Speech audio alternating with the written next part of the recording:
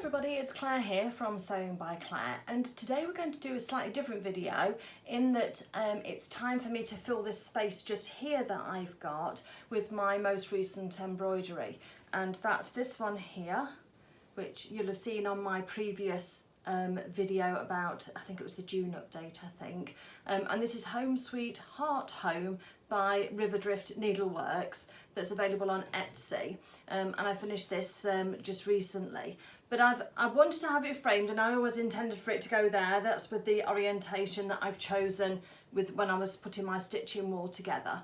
But I want to get this one laced up. And when I mentioned that in my update video in June, then one of my subscribers, Georgina, said that she'd really love to see how I did it. So I thought that I'd bring you along and show you today how I actually lace this embroidery and put it, well, it's counter cross stitch up onto into the frame, well, onto a backboard and then into a frame. That's what we're going to do today. So let me get everything ready and we'll be ready to chat you through it. So the first thing that I'd recommend you do is when you're getting anything framed like this, is you can take your stitching along to a framer's. Now, the reason, where do you start? The reason why you want to take it along with you is because you want to make sure that when you choose your frame, that the hole in the middle, the bit in the middle that's actually going to be seen, is the right size. Now, I know that you might say, oh, that's obvious, but in actual fact, this embroidery here measures 27 centimetres by 26.5 centimetres. So if I just bought, say, a 27 centimetre square, then I'm going to have a little bit extra on one side and it's not going to be even. Likewise, if I'd have just measured one side and thought it was even, and it can be, I'm just jumping ahead, it can be uneven for various reasons. Sometimes it's just the design, sometimes it's the stitching or the Aida or the way that it's been handled. Sometimes when you iron it, you know, when you press it again, then that can be something that alters the shape of it as well. So I would firstly make sure that your threads are all colour-proof, colour-fast, and then after that I would then pop it down onto an ironing board with your stitching side down. Just be careful that your iron isn't one that sometimes puffs out some water as well, so just be really careful with that because you don't want this to be really getting wet. You're just wanting to steam out a lot of the creases.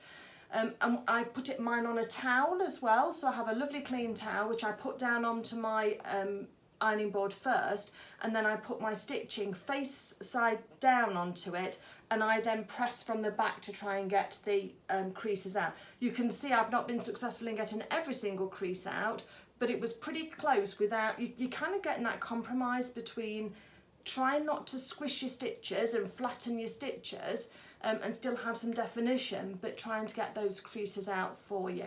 And it's also a good time to have a look for any marks on your piece of work and just see if you can spot clean those, just to get those out as well.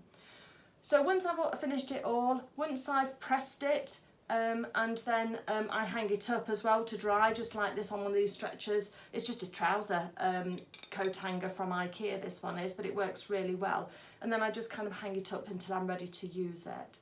So once you've got it to that point, then you can measure it. And as I say, this one measures from point to point 27 centimetres by 26.5 centimetres. So I knew then that I got to be careful when I was choosing my frame, because whoever cuts the aperture for me, the hole in the mount, if you're using one, needs to know those exact dimensions. So that's why I would recommend that you take it with you. And you can either take it flat in like this, or you can roll it as well sometimes, and that will preserve it. And then I sometimes use the little binding clips that you can get, the little clips just to hold it in its rolled shape, and then they don't tend to mark it.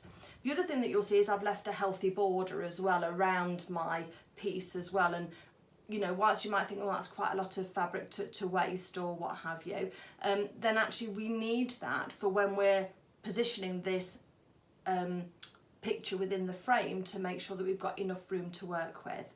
So again, you know, they do say how much have I left here? I've left 3 inches. Now it's slightly higher here, and I don't know why, but that will have been because of the pattern. And this space here is deliberate because that was to put some initials and the year in, but I don't want to do that. So I didn't want to mess about with the pattern too much, but you could argue that I could have moved this heart down slightly, but I think it would have just messed with the spacing as well. So rather than just mess it up, I just left it as it was. But yeah, we have got a little bit of a blank space down here. It's got the little bits in the corners still, but that little bit of space. It doesn't bother me particularly, so I'd rather do that than mess it up.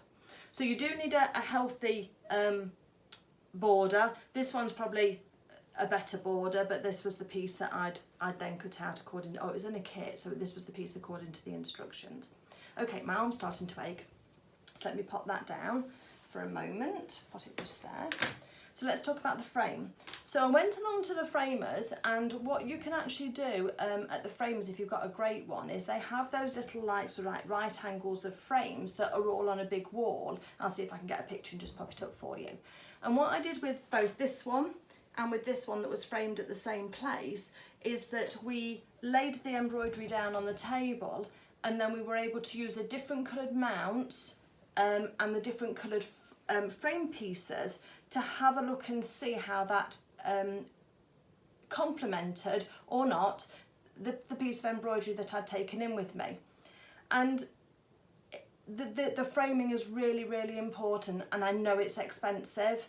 I think the frame that I've bought for this one was €70. So it is expensive, but I'm working on the basis that once it's framed forever for the rest of my life.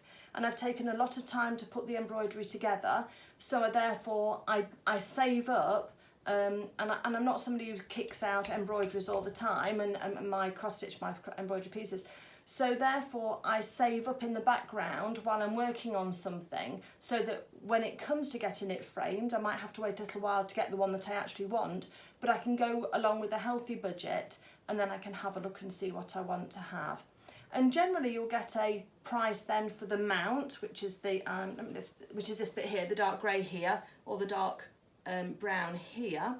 And then that's got a little slanted edge on it which cuts away, and then you've got your frame. And again, you have to choose how much space you want between your border and your piece. And actually on this one we've got two mounts, a double mount, because that really set off that cherry tree one. And this is the Cherry Trees by Jan Butcher embroidery, and then this one is After the Roses by Ink Circles.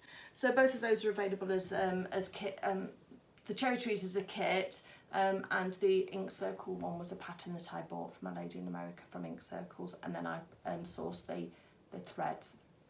So it is worth actually just taking that time to save up and to make sure that when you do frame it, you can get the best possible. Now it is really also, the other thing to bear in mind is there's a lot of frames that go into charity shops, and depending on the style that you want, you might be able to find one in a charity shop which might give you slightly bigger dimensions than you need, but you might be able to then just buy a mount, and obviously that cuts down the price immeasurably.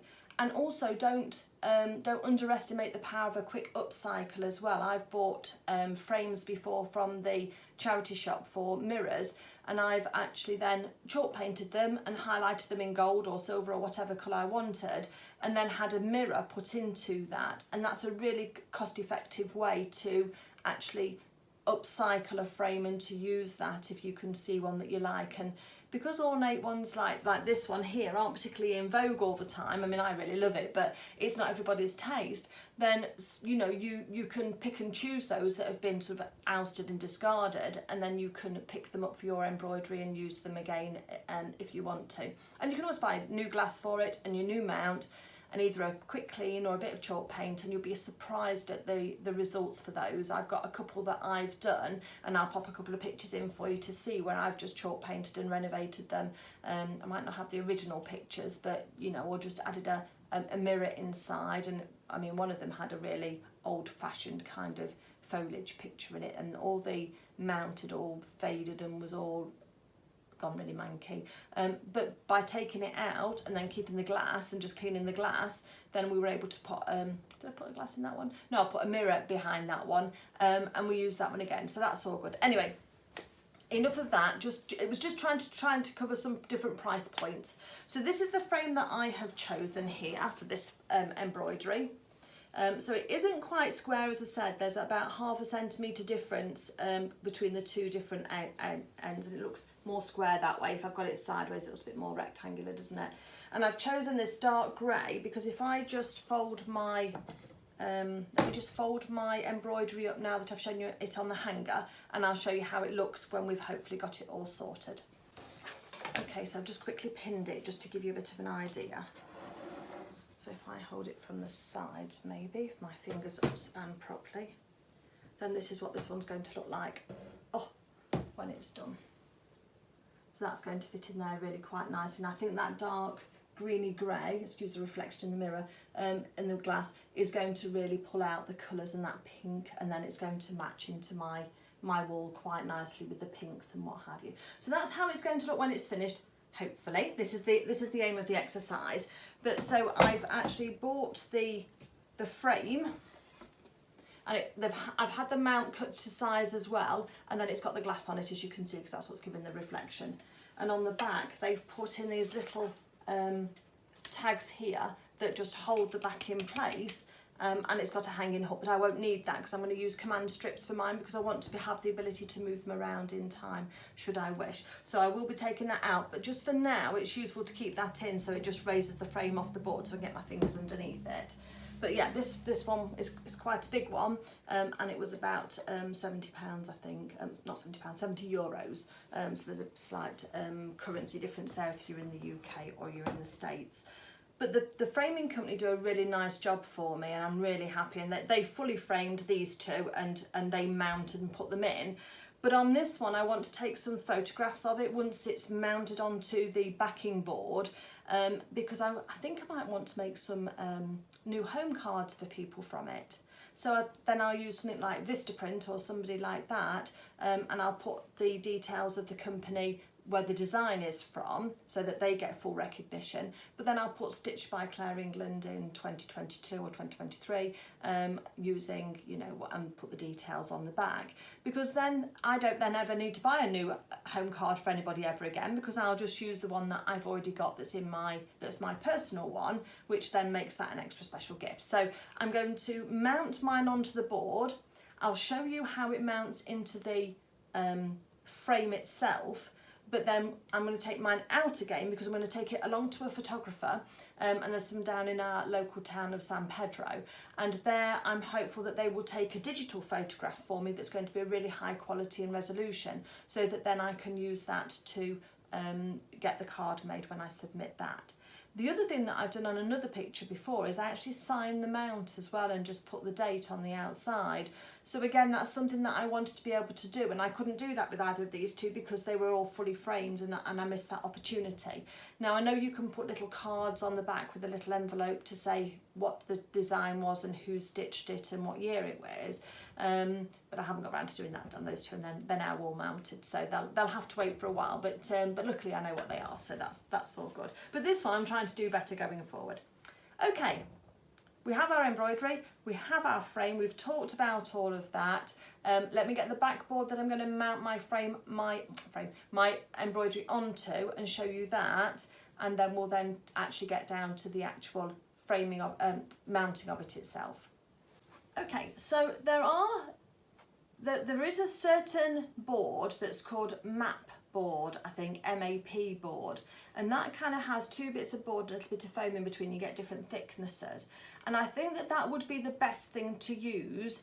You need something that's not going to show dark through the back of your embroidery, and you could also put a little bit of fabric or something on the back of the embroidery, but you've got to be aware that all the time you're adding extra depth to it, and you've only got a certain amount of depth in your frame before the backing is going to be bulging off. So we've got to be able to manage that thickness.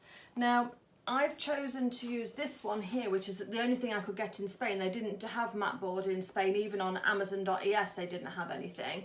And this is a little bit like a corrugated, but it's got the right colour for me, and it's big enough, and it's a plastic that I think will be rigid, and it feels fairly rigid. It's got some creases in it because it has got knocked over a couple of times in my sewing room whilst I've been waiting to make this video, but it's certainly big enough to fit over the top of the frame, and so I've just chosen it just slightly bigger, and then I can cut it down to the size that I want it to be. So you're going to need something like this, because the other thing is that if I just show you the back here, when we actually lace this, it's not going to be the same as this, because this is too small at this finish. This was just to show you against the frame. But we need to lace over the edges of the board in order to pull this rigid, and that will pull out those remaining creases. But we've got this excess fabric in the back here from all the folds that's going to add bulk. So we're trying not to have anything in there too much that's going to add too much bulk to it, because otherwise, as I say, the back's just going to bulge off it. So let's have a go with this and see how it works, and obviously you'll see at the end, and I'll put a little note up here so you can save watching the video if you need to go and get something different. But anything that's white and rigid, you need to just be careful of the I think the acid levels in things. So those who are purists about watching this, I mean, I'm an amateur framer and doing this just for my own purposes. So I don't do this professionally, and I'm sure there'll be people, it's a bit like using acid-free tissue paper when you're storing a wedding dress, isn't it? You just want to make sure that there's no discoloration and that type of thing over time. I think I should be okay with this. I could always put some white fabric if I've got an old white sheet. I can just put a layer of that really thin, so there's just a layer between the plastic and the embroidery itself. We'll have a look and see how we get on, and if I think that we need it, then I will do that. But yeah, that's, as I say, it's just going up onto my wall. It's just for my purposes, so hopefully that will be okay. And if you want something a bit more professional, then you might need to search on YouTube and just find somebody who's a professional framer, an embroidery lacer, rather than me just showing you. I'm going to say quickly. This isn't quick, is it? But, you know, showing you quickly how it is. I've always got so much to say, sorry. It's just trying to pack in all that information and all those thoughts that I've got, rather than just say, do this. I want you to kind of understand the background and the way that my mind's working. So that's why it does make my videos a little bit longer. Anyway, so I'm going to turn the camera around and point you down now, so we can start and actually get down to the nitty-gritty. Let's see how it goes. Keep your fingers crossed. So the first thing that I want to do is turn over my frame, and I'm going to use this mat here that I've quilted previously. It's just a nice little dust cover, because what I don't want is I don't want to get any of this frame on the bottom here. I don't want to get any of this frame here damaged at all. So by putting something down, you could just put a towel down if you wanted to, then it'll just make sure that you're just protecting your mat. And then I'm going to use a screwdriver from my sewing machine. And you just need something just to get underneath the little metal spikes, and then we've just got to pull those upwards so that they can just be out of the way whilst we're working with this.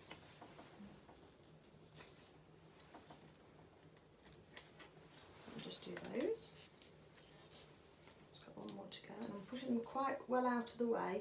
And I'm just being careful not to press too hard down on the backing, because I don't want to crack the glass as well. That definitely wouldn't work. So then I'm taking out this piece here. They've actually got the mat board there, look. So they've actually got some of the mat board, which has got this like foam edge inside it. I don't know if you can see that or not. I couldn't get any of that, but that's fine. Okay, let's put that out to one side, because that's actually going to be the size that we need to cut. So let me put that to one side and keep that carefully. This is our frame for it, or our mount, and that just lifts out, and then we've got the actual piece here itself. So we're trying not to damage anything and not going to do anything with that. So I'm just going to leave this now. I'm going to cover it, fold back in a couple. I don't want to be folding these too much because I don't want them to break, but that will just hold the glass. Let me just put this out of the way, because for now we've finished with this just for the moment. And I think what I will do is just take this out. Actually, I'll take the mount out, because we might need to use that just to check positioning of our piece. Okay, so I'm just putting those back down again just to put the glass in. Let me move this out of the way, won't be a second. Okay, so that's got that out of the way, so let me just move a mat just for one side, because we'll be needing that later. The next thing I want to do is to take this piece of board, I'm just using the wrong side of it, and then I'm going to take my piece of the backing that we've got, the mat board, and I'm laying it on top, and I just want to mark now on my piece of backing the exact position of this board here. So I'm just going to use, I've got a short pencil here, that'll probably do. Just something just to mark this plastic, just to give it a good edge.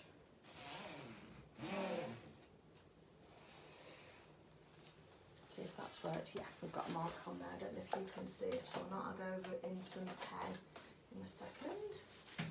And then I'm using my quilting ruler, because my supplies are multi-use, and now I'm just going to go over that with some pen just to mark that, so I've got a nice cutting line. Just be careful what pens you use, because you don't want those to rub off when you're working with your embroidery. I'm just going to call it embroidery because that's the word that's coming to me, but I mean cross stitch or whatever it is that you're wanting to frame. So the next thing then is I use an old rotary cutter blade and my ruler, and I can then just line up my rotary cutter blade. You could use scissors, but I think you're better off with some kind of Stanley knife or something like that.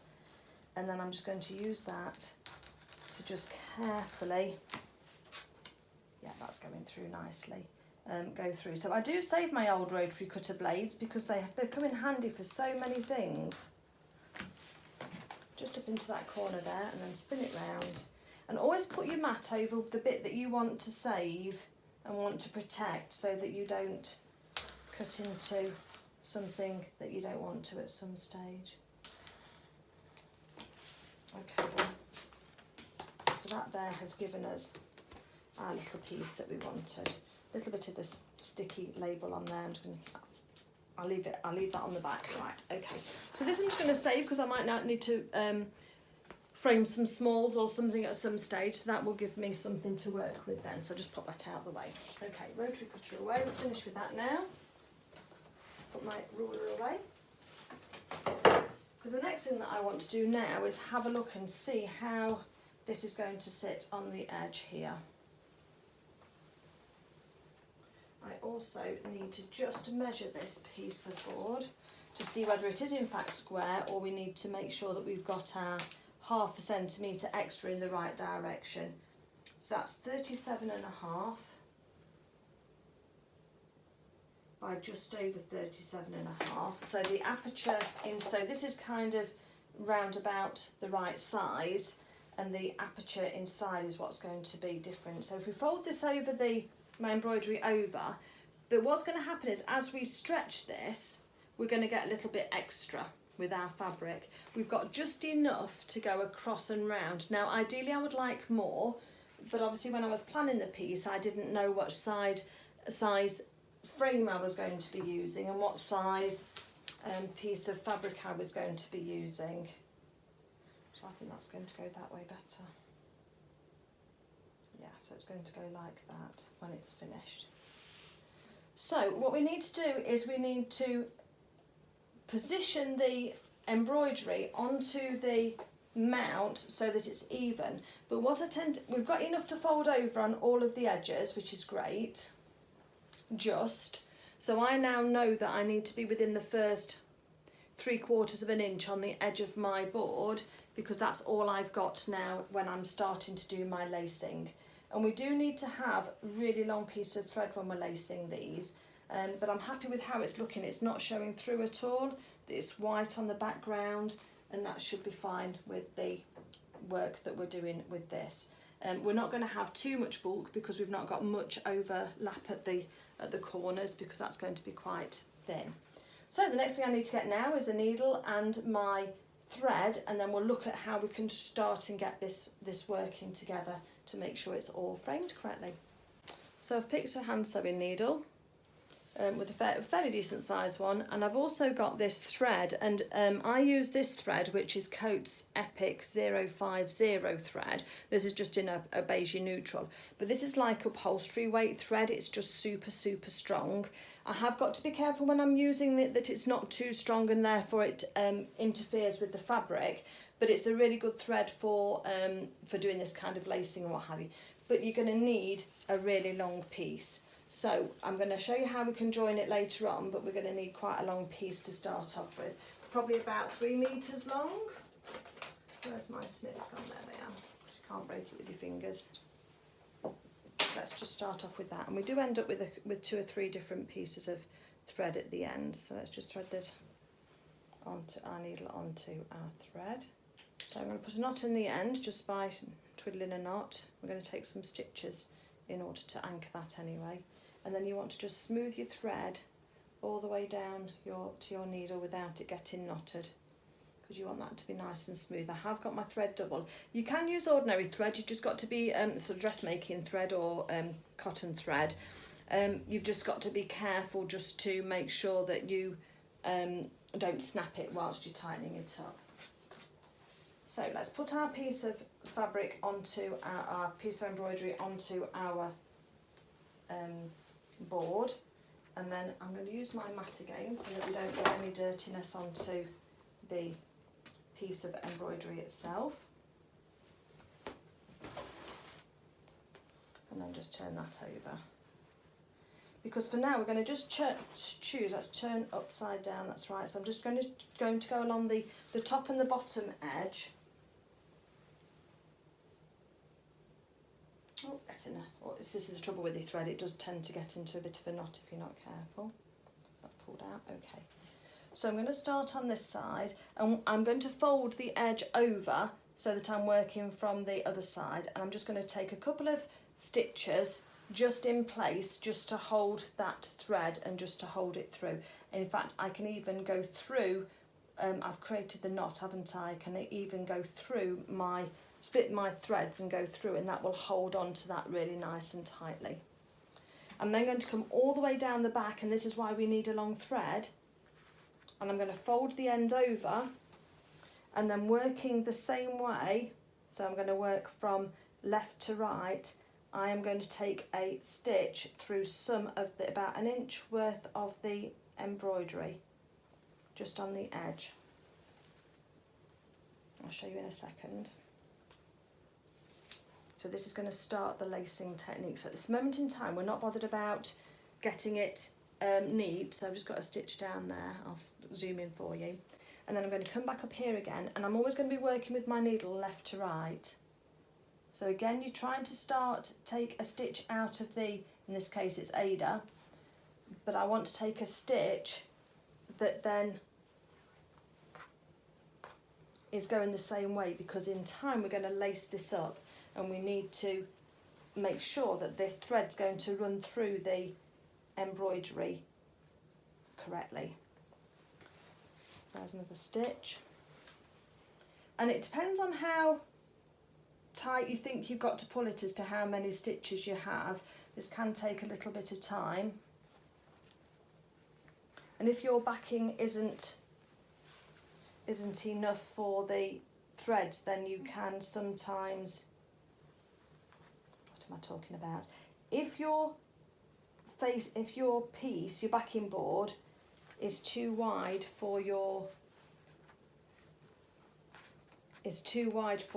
piece of fabric, yeah. So if the ends of your fabric are up here, do the same thing, but you're going over the edges of your piece of board. Okay, so that's already used up that piece of thread. So now I'm going to take off another piece, and we're going to join that on. And to do that, I'm just going to snip through here.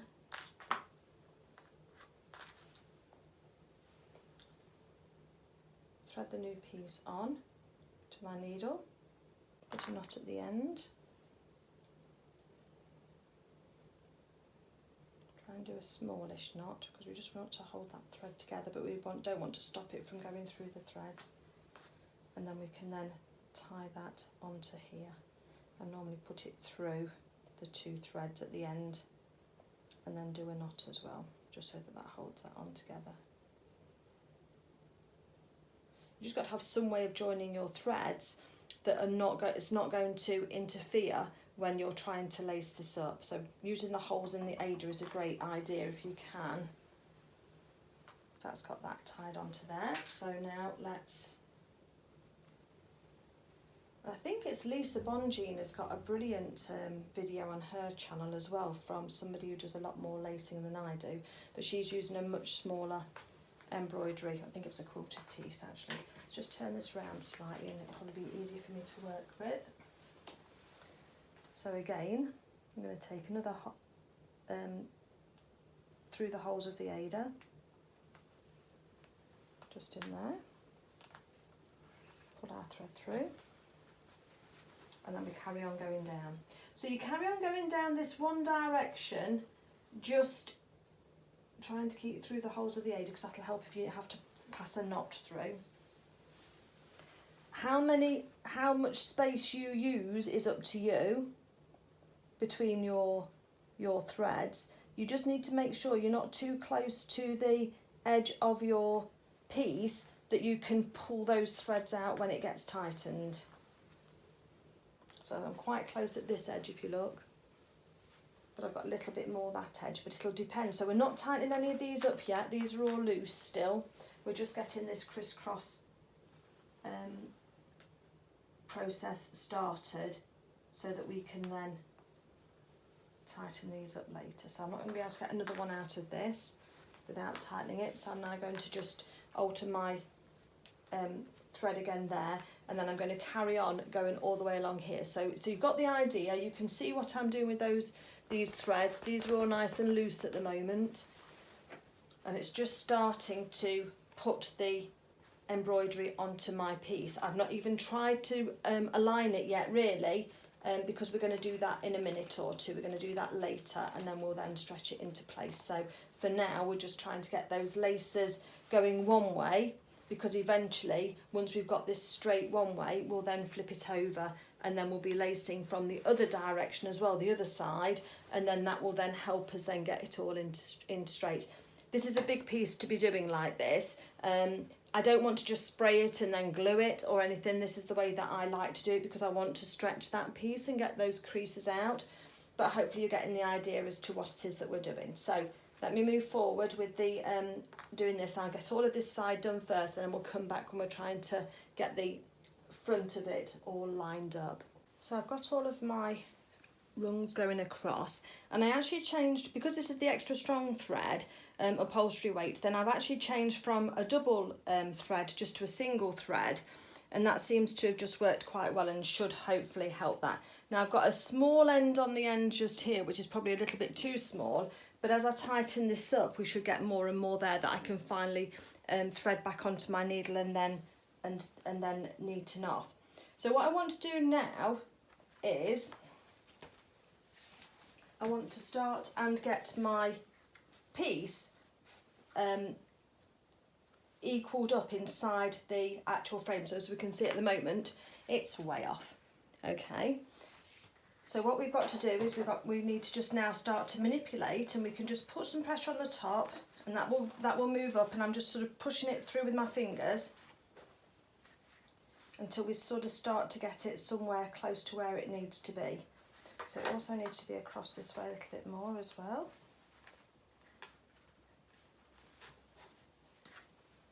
And there might be better ways of doing this. All I can do is show you the way that I do it, and then make sure that that's right. Now let me just see if that's that way or if that should be that way. I think that should be that way. That was neater, doesn't it? So it's a bit off on the edge. Okay.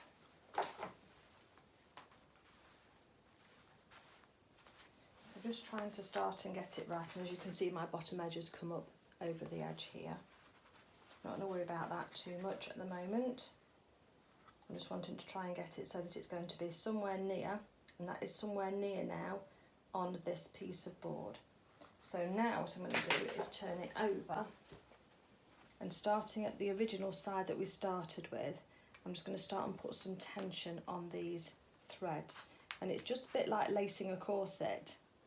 You want to be pulling on the threads as you go along, each one in turn, just to start and pull that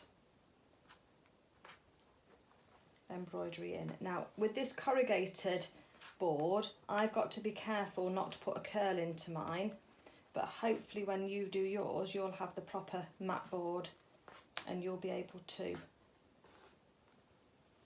work with yours. That one's got caught underneath, that little knot has got caught underneath the next one.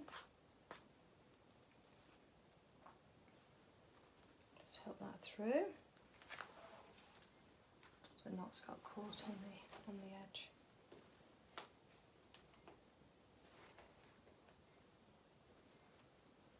Just pulling that knot through. It will come through eventually, it's just got to be helped through. Then round to the single. Just go through that hole and then it's got to come back out this other hole again.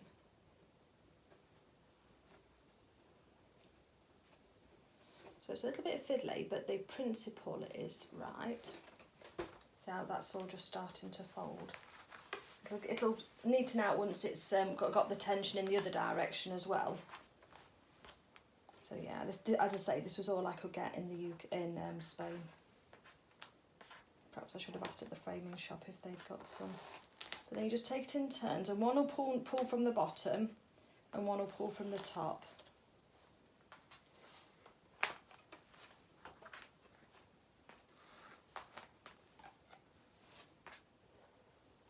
And just by keeping tension on one, you can pull all that loose thread down as you go in. That's why I said I wasn't too concerned about having just a small tail, because I knew I'd be making some spare thread as you get down. It's just keeping them in order so that you can see which one's next.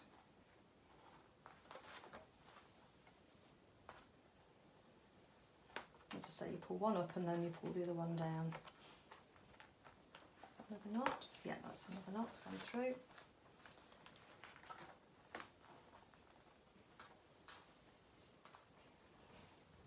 Perhaps I should have worked on a smaller piece to show you, but I haven't got one, so it had to be.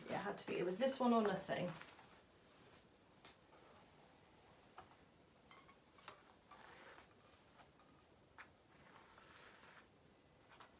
Just make sure it stays over the corner at the end to keep that all together.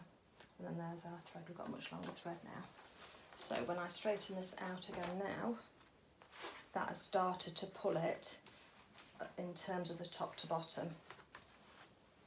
So now we can let go of that thread because it's not going to go back down all the way around.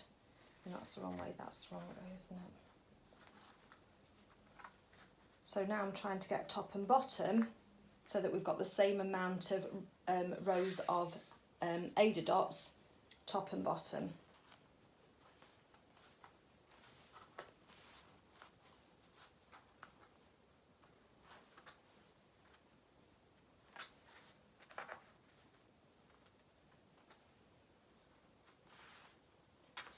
It is going to take some fiddling around with, but it will come together. Okay, it's not too far, but it needs to go across that way a bit more, I think. So let's just pull it across this way, just while we've not got it too tight. And it will just slide. Okay, so we're getting somewhere close on the width. And top and bottom just needs evening out a bit more, I think. Oh, it's not bad once it's lined up. Okay, so I'm fairly happy with that one. So I'm going to turn it over again now, and now I'm going to do my opposite direction threads now.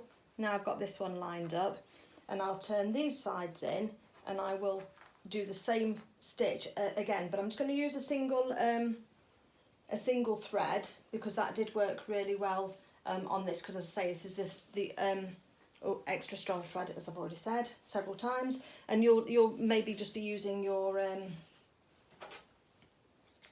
not ordinary thread, so we just need to be mindful of that it doesn't snap. But I haven't put so much pressure on it yet that it's kind of been under risk of snapping. As I say, it's just keeping some tension on that fabric so that it can actually be laced together. And then again here, we're going to then start just where this side is here.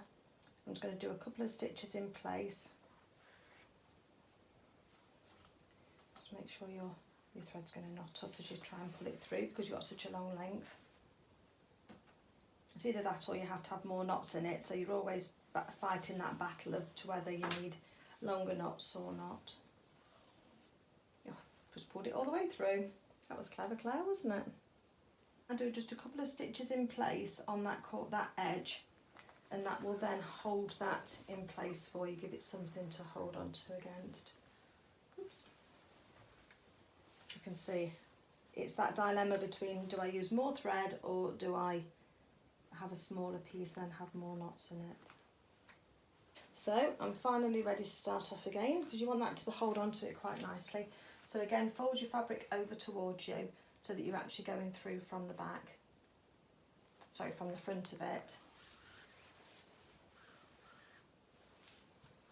And then we're then lacing, starting to lace from this side.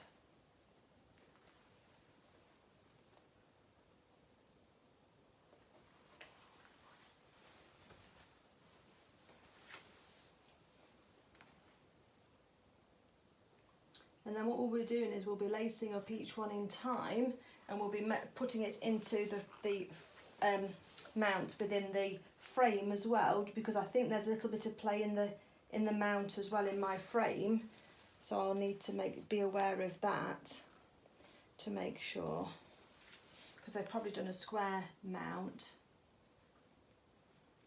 not that ½ centimetre difference that I needed, and so that will just play a part in what I'm trying to do if I'm not careful.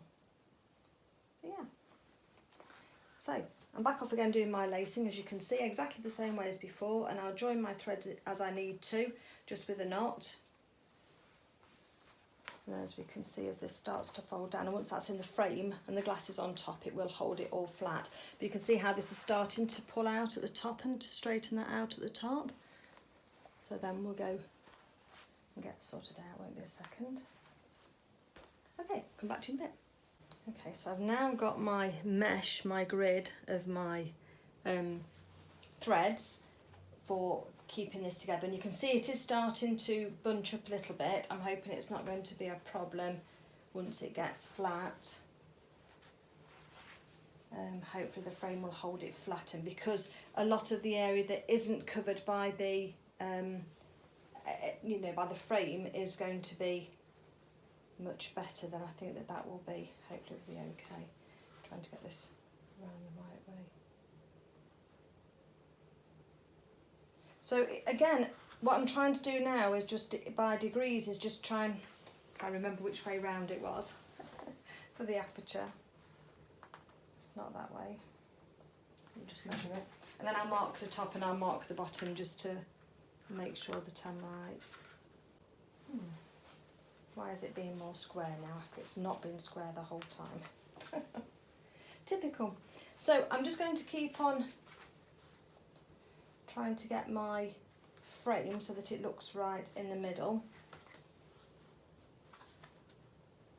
And I can see I'm off to one side, so again we're just going to sort of start to manipulate the fabric across as we can, just to make that right.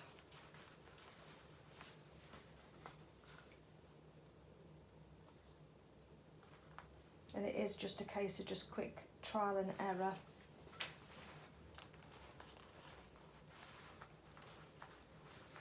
And just manoeuvring that fabric around as best as you can, just until you're happy that you've got everything where it should be and that you've got it as equal as possible. This bottom corner is not quite right at the moment.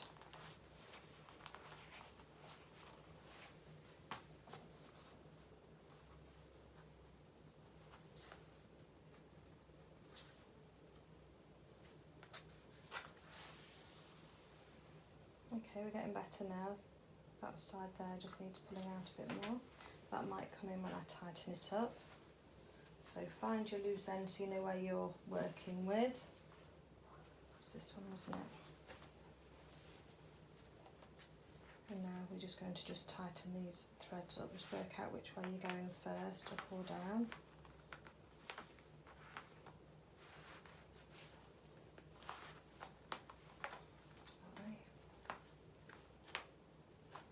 And then I'm holding on to one and then tightening the other and alternating, pulling them either up or down. And this is stretching the embroidery.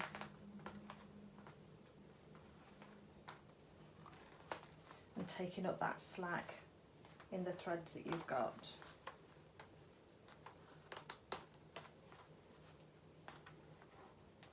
And with a single thread, that knot is going straight through the holes in the Aida. When I've threaded that through, I've tried to make sure that I've used a hole in the background rather than splitting fibres, so that the knot will pass through fairly easily.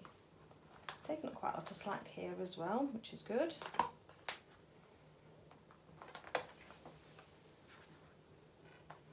As I say, it would be better if this was slightly more rigid board. It would stay much flatter.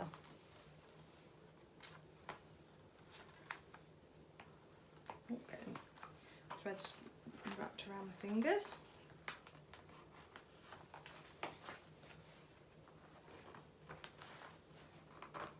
I've lost which way I'm going. That's that way.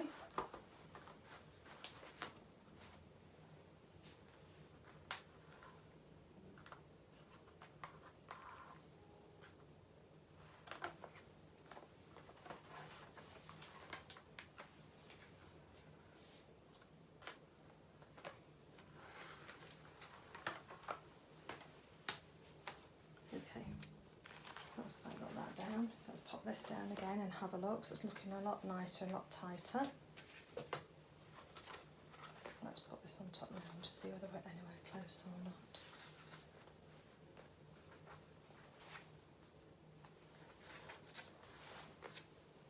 Yeah, I'm pretty happy with that. So let's now have a look and see if we get the frame and then see how that's looking once we've got the frame. I haven't tightened anything up yet, so we can still adjust it. So let me just get the frame, which is over there, and I'll be back in a minute.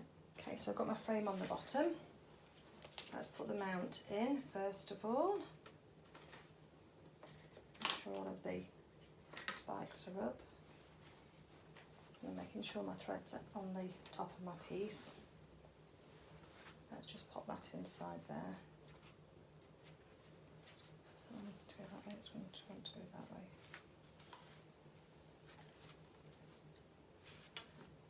The fabric is taking up some of the map board dimensions. So I'm just having to push that in. Just be careful of your look and see which way round it is. Yeah, that's that way.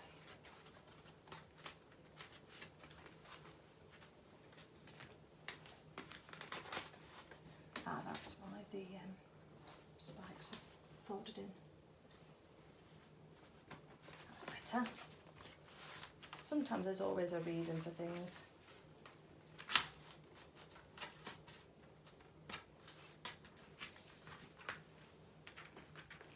Start to push that on top, and let's just pop that down and just have a look and see how it's looking. I want this to hold on to the back. Got a little bit of a bulge going on, but not much. So that's moment of truth. Let's have a look and see. How's that looking? It's looking pretty good. We've got a bit of a slant going off to that top corner, which I need to just straighten up, so I'll take it out again and do that. But we can follow the lines and that will straighten that up, and maybe this side here just needs to come down slightly. But I think that's looking pretty good. Hopefully you agree. If we bring it forward a bit. I think that grey frame just matches that thread really, really well. And I think it's going to look stunning when it's put back up again. So you've kind of seen the process. It is just trial and error, just to kind of get it straight. There might be other more professional ways of doing it, perhaps putting pins in the corners once you've got them straight. You know, this is where I'm an amateur at doing this sort of thing, so that kind of makes it a little bit more difficult for me to be so precise, but it'll give you an idea in the background as to how it goes. So I'm going to just take this out again. I'm just going to straighten up that top corner and just shift it over a little bit more. Once I've got everything where I want it to be, I mean, hopefully you can see there's no creases in there at all in that embroidery now. It's all sitting really beautifully. So I'm happy with all of that. That that stretching process has really just brought out the best of it, and those colours just absolutely pop. Okay, I'm thrilled. I'm going to carry on, I'm going to get it all straight, and then I'll come back to you and just show you the final result. So this is the final finished spacing and how it's all been done. I needed to jump forward to this stage, but I'll just go backwards and tell you what I had to do. So the mount inside didn't turn out to be identically fitting with the outside frame. So as I was putting my embroidery into it, then the mount was shifting, which was giving me a false reading all the time. So all I did was take out everything except the glass, put the mount in, position the mount so that I was happy that that was as equal as I can around the frame. And then on the back here, I just took some sellotape, and whilst my husband held it for me, or you could put a weight on it at the sides for you, I've just put some little bits of sellotape, and you can just see the sellotape just sticking out the edge there, just shining, I think. There's some sellotape, and that's holding the mount in place. Once we'd got that in place, we could then work out how the embroidery would sit on top of it, and I did have to keep going in and out and in and out and adjusting the spacing just by running my fingers on the edge of the embroidery, either giving it more room into the middle or taking more room out, or just shifting it across until we were happy that we'd got it right. And then the next thing I had to do was make sure we got no dust particles on the grey of the mount, to make sure that that was right first before we then finally finish it. And then I've now put the actual finished piece in, and I'm happy with that. So I am going to take this to the photographers as it is, and I'll just take the embroidery out when I get there in order to allow the photographer to take a picture without the glass in, because it'll need to possibly need to have the grey frame, grey mount. I don't think he'll need the frame, but it's a good way of protecting it, and he will then just take a matte picture of that, hopefully just as it is. Hopefully he will do without the glass in and without the frame on, just with the embroidery piece. And then when I come back home again, I'm then going to put it back in again and put it all together. I'm going to make sure I've flattened down these little clips as much as I can do, and I might use some pliers just to make sure that I can just get those really as flat as possible. And then I've got some special tape, I'll show you that. Let me just get that. So I've got this tape here. It doesn't really say what it is. It's 50mm by 50mm. And then what I will do with this is quite a good strong like paper tape, and I'm going to seal the whole of the back of this with at least one round of paper tape, so that will then go across like this. I'll just put a little bit on just to show you.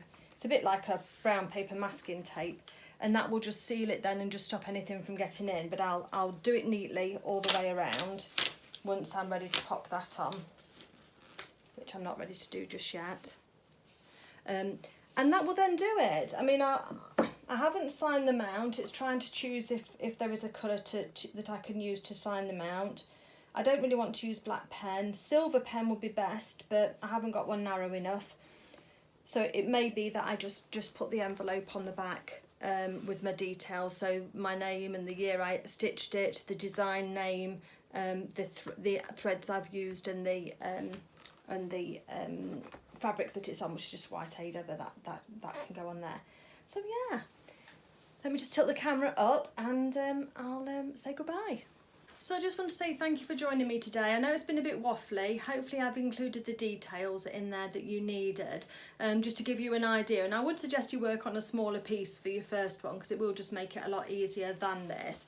But I think that that's going to look really nice, and it's going to sit into this space just here when I've got it finished off. So that will then just finish off that wall for now. I have ordered my next piece of embroidery, but as I say, I've not got that yet, so I'm going to be having a go at doing that one.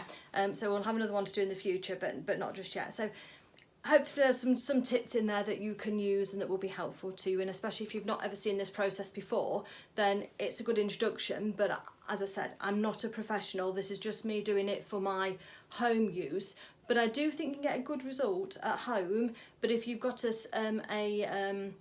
framer near you that will offer that service included in with the price of the framing, then I'd go ahead with that, obviously, because you know that they're used to doing this all the time. It can be tricky finding somebody to frame embroidery as you want them to. I've been very lucky. It's an elderly couple in San Pedro, which is our local town, who have done this. So they've obviously been framing for years. But you maybe need to take a piece that isn't too precious first, see how they get on with it, and see whether they do it to your liking or not, and then you can use them again and again if you want to then. But yeah, happy stitching, everybody. I'm off now to edit this and get this loaded up, and it'll be one of those videos that it is what it is. It's perhaps not my best, but thank you for being with me. And if you did like it, and if you want to see more videos like this or on stitching or beginners techniques, then I'd love to have you along. Just hit the subscribe button, and I'd really appreciate knowing you're here, and leave me a comment as well if you think I did a rubbish job. I don't, but I think I did a good job. But if you think I did a great job as well, then I'd love to hear from you too. So have a great day, everybody. Bye.